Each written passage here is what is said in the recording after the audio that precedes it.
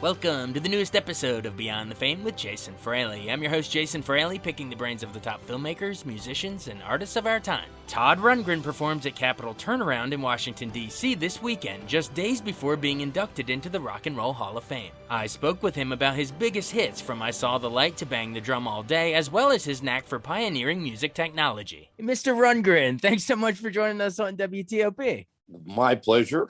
You are a legend, coming to the Capitol Turnaround here in D.C. on October 17th and 18th. And that's just a couple weeks before you're officially inducted into the Rock and Roll Hall of Fame. So this is going to be a big month for you. Where are you in sort of your post-COVID touring stuff? I mean, have you been out there for a while? We are playing our fourth show tonight. We started last Friday. In Boston. Tonight we do our second show in Ridgefield, Connecticut, and then we're on from there. And then, of course, we get to DC, and the tour ends just before Thanksgiving in San Francisco. So it's a regular old tour. Gotcha, but not a regular old month, as we said. In between there, before Thanksgiving, on October 30th, you're going to be inducted into the Rock and Roll Hall of Fame. How excited were you to get that news? I've never been in that much into the Hall of Fame. You know, it's there are any number of reasons, but it means different things to different people, and it has never really been high on my list of priorities. But my fans have always wanted it. And so when it finally happened, I was glad for them.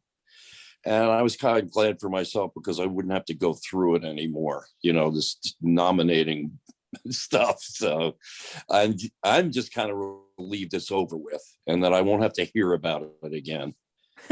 You know, it's really funny. Whenever I talk to some, artists of your stature, they always say the same thing. They say, I'm not big on accolades. Some of them despise the Rock Hall. Some of them just really don't care at all. But they, just like you, to a person, they all say, I'm glad for my fans because every year they're always mounting the campaign. So that's funny to hear you say the same, the same exact thing. It's all about the music for you, I guess. You could care less about the accolades, right?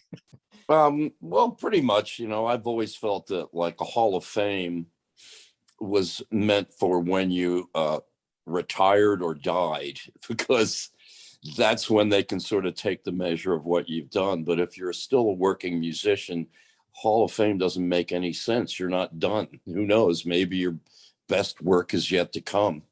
So in that way, it's like, I don't think anyone who's still working as a musician wants to simply rest on their laurels and accept some kind of thing that like puts a bracket on what they've done. Okay, we're giving you this award for your work between this year and this year, instead of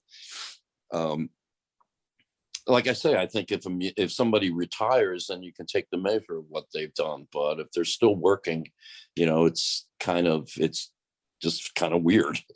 Right. It's like inducting Hank Aaron in the Hall of Fame before his career is over. He's still hitting homers, Exactly. You don't know how good he is yet. So right. It's like you got to wait until somebody's retired or dead.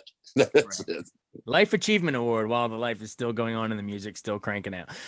Well, either way, who knows? I'm going to try to put a positive spin on it. Maybe some young viewer will tune in on, what is it, HBO Max or whatever streaming, and then they'll discover your music that way. Some Jay-Z fan or Foo Fighters fan will tune in to see those guys, and then they'll discover Todd Rundgren, maybe. I don't know. They say that catalog sales is the benefit you get out of it. People will go back and start buying the old records. So that's fine with me. I have a new record coming out, in the sometime in the future, and I will be making more records after that. So what's that new one called? And do we know when it's coming out? I still don't have the actual release date. I've delivered the record already. But we've taken a kind of old-fashioned approach to promoting it. I've been releasing singles, and I think on the 19th or something of October this month, we release our fourth single from the record. So it's kind of like the old days when you release singles, and then when you had enough of them, you put an album together. I've already got the album together, but we are releasing singles until the actual album actually comes out. So me and the Roots will have a single out, I think, sometime in October. Oh, with the Roots? With the Roots, yeah. Wow. What was it like working with them? I mean, you don't yet necessarily think of the same genre, but I can totally hear it in my head. We're both from Philly, it's kind Right. of it's a Philadelphia thing. Um, yeah, this it's another record of collaboration. So the previous singles I put out, one was with a Montreal rapper named Narcy, and one was with Rivers Cuomo from Weezer, and one was with Sparks. So this will be the fourth single, and there's another 8 songs on the record. Very, very cool. Well, we'll have our listeners look out for that for sure. Great. Well, you mentioned that you're from Philadelphia. Take me back to those days. You're born in 48 in Philly. How what sort of music was around in the household? Either your parents played, or I want to know what got you bit by the bug and say I'm gonna pursue a career in this thing. Well, my parents didn't listen to anything that qualified as pop music past like the early 50s. I mean, once there was such a thing as rock and roll, none of that was really played inside my house. But my dad was still a music fan, and he liked to listen to contemporary classical music and show Broadway musicals and that kind of thing. So I got exposed to symphonic music and stage music at a fairly early age. And of course, as I was growing up, there was radio. And while rock and roll, so-called rock and roll, was on the radio, it was also mixed with a lot of kind of junk, Frankie Avalon and that kind of thing. So so the station that we preferred to listen to was, the DJ, his name was Jerry Blavat, and he played mostly R&B records. So I became much more interested in R&B than conventional pop music. And that found its way into my music in the same way that it's, influenced Hall & Oates and a lot of other musicians from Philadelphia. So I think we were sort of fortunate, we were on, Washington is right there on the Mason-Dixon line as well, the border between what was traditionally thought of the North and South. And as you started to get south from, the southern border of Pennsylvania, you'd hear less and less R&B music because it was they were considered race records, and they were only played on low powered black stations. So it became less and less familiar to a white audience. But we were sort of fortunate, that we were right on that borderline, and had a real radio station with a real listener reach, and it played mostly R&B. Wow. Thanks for taking me back into your roots, I guess, pun not intended, but cool. Well, tell me about sort of the transition between, I know you had that psychedelic band, is it Nas or Naz? How do you pronounce it? The Nas, yeah. Naz. So you're in the late 60s and you're doing psychedelic stuff fitting for the time with Naz. But take me into, doing that and then spinning off and say, I'm going to go solo. Well, the Nas only lasted about 18 months from the time I formed the band till we, just couldn't stand each other anymore. It didn't take long, but we were all in our, late teens and not particularly mature. Oldest guy in the band was Carson, and he was actually attending art school at the same time that we were trying to be successful as a band. And that was one of the things that happened. He decided to return to art school, so he was the first one to leave. And then shortly after that, I decided that being in a band didn't work for me anymore. And for a while, I was just on the streets in New York. I was, just sleeping at friends' apartments, and I was installing lights in a discotheque. I was just doing anything to survive. And then I got contacted by the Albert Grossman organization, mostly because at the end of the life of the NAS, I started taking over the production duties, and I was doing some engineering as well. And the Albert Grossman organization, as you may or may not know, originally built their roster around folk artists like Bob Dylan and Peter, Paul and Mary, and a few blues artists and stuff like that. So they brought me into the organization to kind of modernize the records that their artists were making, just because I had more of an interest in, like cutting edge technologies and where music was going and that sort of thing. So initially I was just an engineer and producer. And after a couple of projects, I asked management and the label if they would give me a budget to do a vanity project, just record some of my own songs. And then I'd go back to work making records for other people, and accidentally had a hit record off of my first album. And then that kind of sucked me into becoming a performer.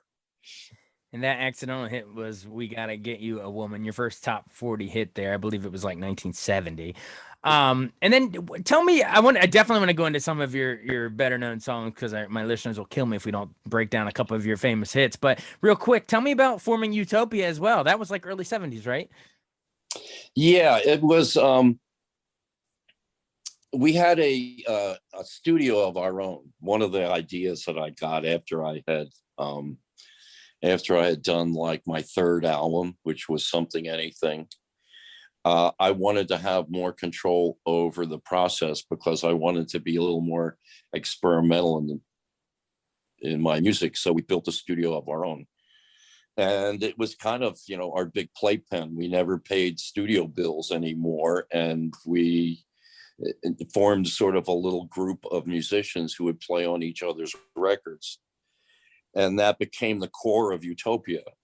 People who had played on Something Anything, and the album following that, A Wizard, A True Star. That became the kind of the basis of Utopia. And the reason why I formed Utopia was because I had been more and more of my writing had become focused around the piano. I found it easier to write songs with the piano.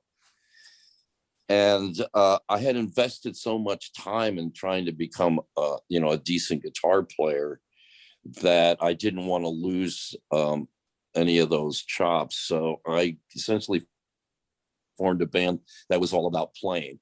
And that was a big thing at the time. There were a lot of, prog rock.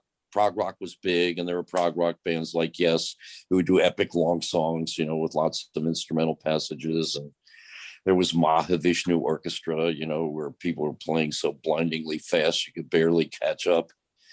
And that's what we wanted to do. We wanted to play a lot. So we formed Utopia, and our early gigs would last sometimes 3.5, 4 hours, because everybody had to take a solo on every song. And I had kind of like two careers at that point. My solo career that would focus on, usually my more piano-based material, and then Utopia, which would be in which I was the guitar player. Right. There's two kind of parallel careers happening at the same time. Well, yeah, let's go into some of your solo stuff. You mentioned Something Anything, 1972, your big breakthrough album. I guess it might have been like your third album, but that's when you really went, I guess mainstream people would start recognizing some of this stuff. So, tell me about the creation of I Saw the Light. Didn't you, not to be confused with the Hank Williams record, but I Saw the Light, didn't you famously crank that out really fast? Writing it? Yeah, it took me about 20 minutes. Wow. Well, it's not, if you break it down, it's not a particularly complicated song. It's, as a matter of fact, it's only got the changes in the chorus are really almost incidental. The chorus is hardly a chorus at all. And the rhymes are really lame. The lines are just so moon, June, spoon, light, night, fight. I don't know. It's just part of the reason why it was so easy to write was because it's kind of such a shallow idea to start with. Um, and it was one of the reasons, why I started to take a different tack on my records after that. When I would write, I invested, I think, a little bit more originality into the process. Prior to that, I was trying to understand, how songwriting worked, and I was listening to a lot of other songwriters and kind of copying the form that almost everybody did. And every song you wrote was about, being in love or getting your heart broken or something. And eventually it started to seem like formulaic to me. So there was a big kind of schism between Something Anything and Wizard of True Star in terms of how I approach songwriting. Great. Thanks for taking me into that evolution of you, yeah, and the honesty to look in yourself and see how you grew even in that amount of time. Well, just to double back to Something Anything, the other big hit was "Hello, It's Me." One of those classic breakup songs like you're talking about. But take me into the creation of that. That was like one of the more famous ballads of that time. Well, it was originally written for the Nas, and it was the very first song that I ever wrote.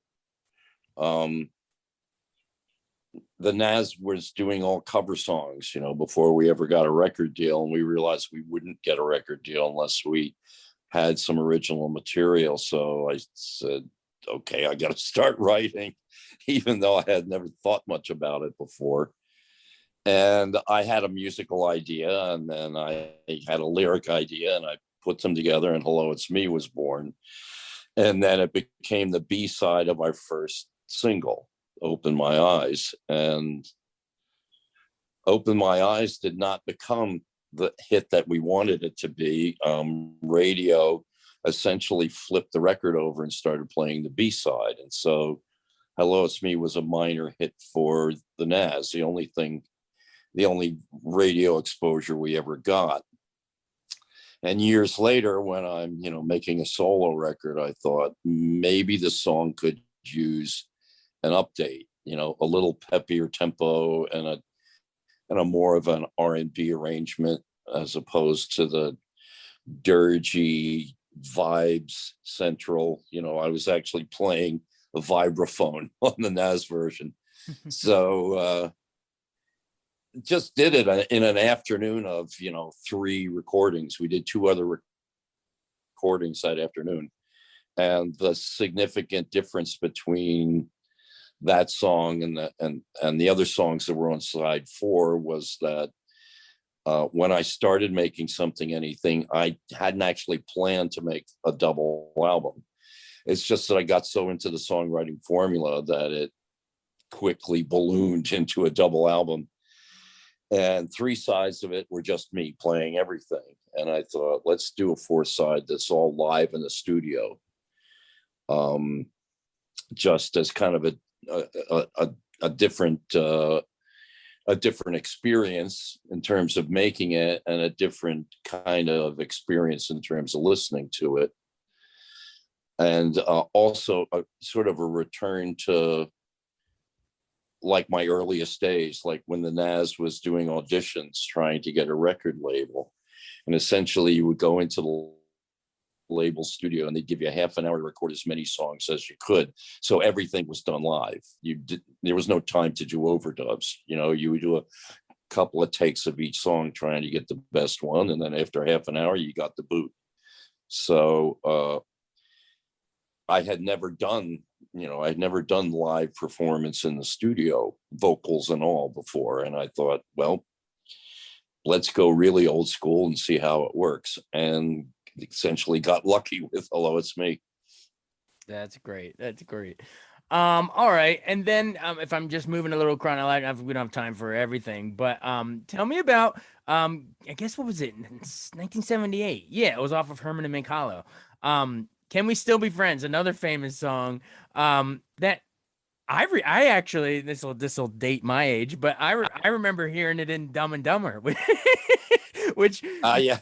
you composed the score for that whole movie too, right? So well, that's sort of a two-parter. Take me into the original creation of that, and then how sort of it got new life, and you even got asked to do that movie. Well, that's actually my most covered song. It's the song that's been most covered by other artists. Rod Stewart did it. Robert Palmer did it.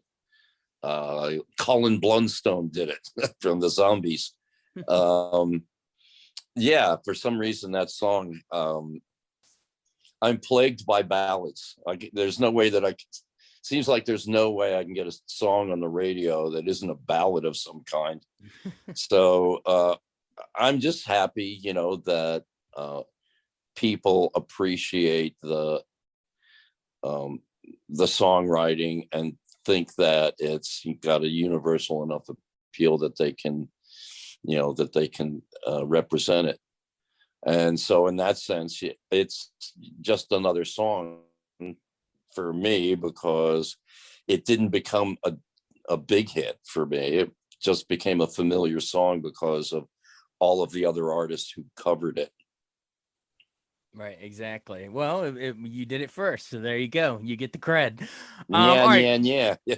Exactly. Well, of course, maybe time for one more, but we got to ask about bang on the drum all day. That one is something I feel like if you say your name, Todd Rundgren, that's the first thing that anyone anywhere can pull it, or even if they don't know your name, they play that song and say, "Oh, I know that one." Yeah, they know the song because they probably sang it at a sporting event somewhere. Yeah, I think it was on the like Jock Rock or Jock Jams or whatever, and then every stadium anthem just pumps that out. But take me into the creation of that, because on the one hand, because it's a departure from some of your other stuff. It's kind of a goofy, funny, like I'm just balls to the wall, like. But if you really want to strip it down, beneath the fun, it's sort of a universal theme, right? Of that whole like I don't want an office job, I want to be a musician kind of a thing. Well, occasionally when I get into like an album project, particularly if I'm doing it all by myself and there's no other musicians, and I have to sort of imagine all the music myself, my subconscious will start writing music without any help from my conscious mind. And I was in the middle of doing a record. The record was, I think, the ever popular Tortured Artist Effect, something of a protest record against my label at the time. And I essentially dreamed the song. I was asleep and the song, was playing, fully realized in my head. Really? And I woke up and went down to the studio and quickly recorded everything that I could remember of it, and then kind of filled it out with new lyrics and stuff. But the chorus was fully realized in my head.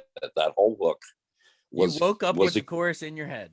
Yeah, it was a gift from somewhere, literally. In a sense that you don't know what this means now, but someday, you will know, because the label never even released it as a single. It was never released as a single. I don't know how it found its way, first of all, into stadiums and things like that. I think first it was like hockey games, and then it became a football anthem, particularly for like the Green Bay Packers. They still play it every time they score. A couple other teams, when the Rams were still in St. Louis, they used to play it every time they scored. And so, yeah, there's this vast audience that knows the song, but has no idea why they know it. And then the payoff came when, suddenly it's, a party anthem for everyone.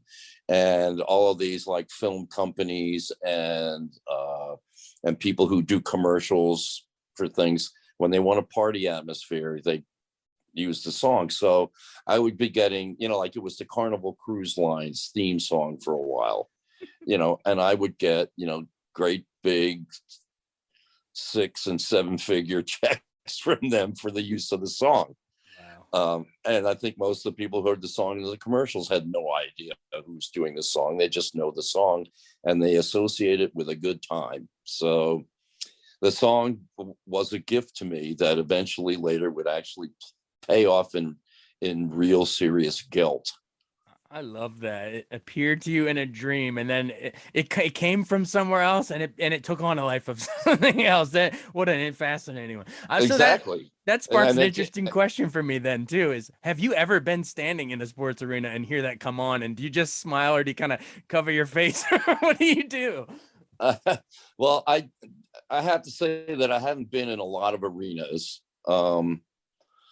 My oldest son was a professional baseball player for like 11 years.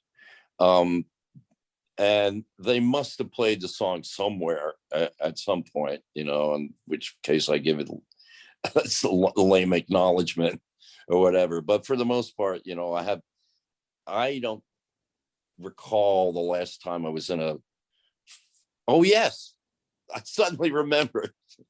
I have I have heard it played because I conducted it at Notre Dame. I did a residence in Notre Dame like 5, 6 years ago or something like that. And one of the things I did, it was a homecoming game at Notre Dame. And In the I in the actual conducted stadium. in the actual stadium, and I conducted the marching band doing Bang the Drum. Wow. Wow. Instead of Rudy, it was Rundgren. Rundgren. Yeah. and the year after that, I was essentially the homecoming king. I got to ride around in a convertible before the homecoming game. Wow. Just taking over the mayor of South Bend for a day. Yeah, it's I never went to college, um, but that hasn't stopped me from presuming that I can tell college kids what the world's about. Well, you can't go to college and banging on a drum all day, man. You can't go, no time for class. But Yeah, well, essentially, yeah. cool, cool. Well, you've been more than generous with your time. So maybe just final question, just in closing, like we're talking about these big anthems like "Bang on the Drum All Day," or we've mentioned some of your pop songs or your ballads that went on to become covered and hits and stuff like that. But you never really stuck to the pop realm, and I actually thought that was kind of a credit to you. You did sort of the prog rock stuff. You really veered into pioneering a lot of what would you call it, like electronic music and music videos and even computer software, internet music delivery. Like, why was sort of the computerized and technological avenues, why were you sort of drawn to that? Like, I mean, it's hard to ask a Thomas Edison why he invented a light bulb, but why were you so why were you so fascinated by the new tech avenues? Well, it started when I was very young. Um, First of all, my dad was an engineer. He worked at DuPont.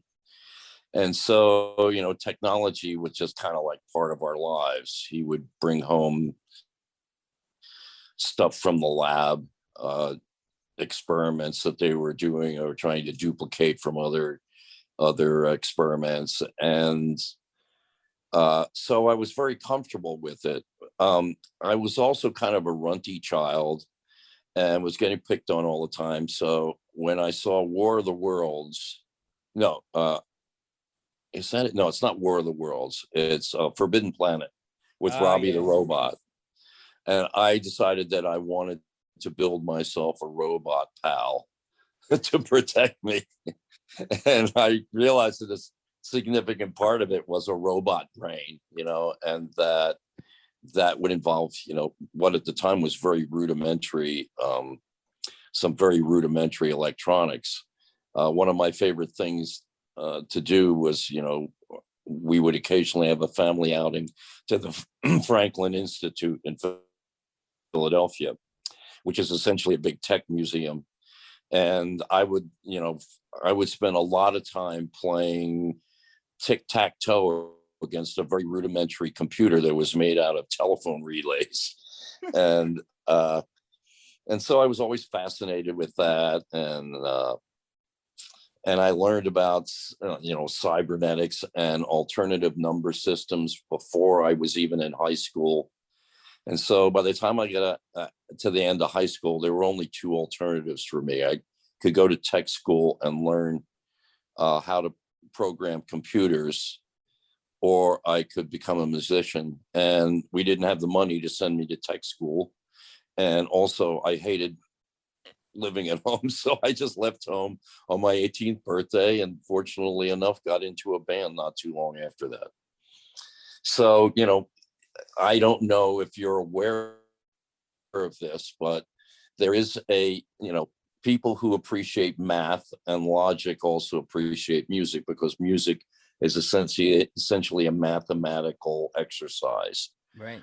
And almost every computer programmer that I know is also a musician. It isn't necessarily the other way around, but you'd be surprised how much overlap there is in terms of math and computer coding and music, and how in some people's minds they're interchangeable. It's funny you mentioned that. What was it? A couple weeks ago, we interviewed the musician Stanley Jordan, and he said he recorded the startup music for some of the Apple Macintoshes. So yeah, you're right. It's intertwined, a lot of it. And I know. I remember going to see Stanley at one of his gigs, and then he showed me his tour bus, and he had a whole freaking computer set up in the back of his tour bus, and he was programming Forth, which is a really obscure computer language that nobody uses anymore, but requires just a certain way of thinking. I love the image of Stanley Jordan and Todd Rundgren in the back of a tour bus, not with guitars, but going over computers, and Robbie the Robot's probably there with you. I'm talking about computer languages and stuff. Yeah. Wow, that's priceless. Well, thank you so much for all of that. That's fascinating. I think we covered a lot of ground in a little time. So thanks so much, Todd Rundgren. Again, everybody, at the Capitol Turnaround in Washington, D.C., October 17th and 18th. I really, really enjoyed this conversation. Thank you so much. Perfect. Thank you. And we'll see you in D.C. Thanks so much for joining us on Beyond the Fame with Jason Fraley. Remember to hit the subscribe button and give us a 5-star rating if you like what you hear. We'll see you next time.